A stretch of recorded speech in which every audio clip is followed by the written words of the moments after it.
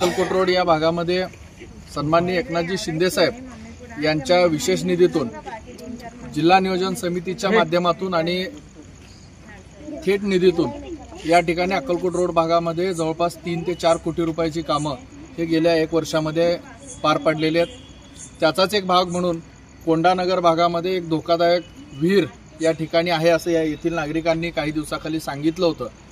या ठिकाणी इप्पाकायल परिवार असेल किंवा येथील नागरिकांना त्या विहिरीचे अतिशय अडचण होत होती।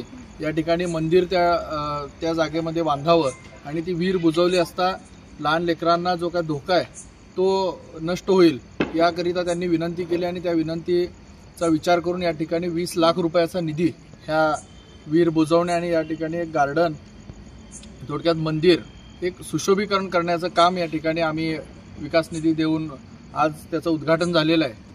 या भागामध्ये अतिशय रस्त्यांची किंवा पाण्याची आता बाजूलाच कल्पनानगरमध्ये देखील आपण 25 लाख रुपये जवळपास 35 लाख रुपये जवळपास रस्ता आणि पाण्याचा निधी आपण दिला।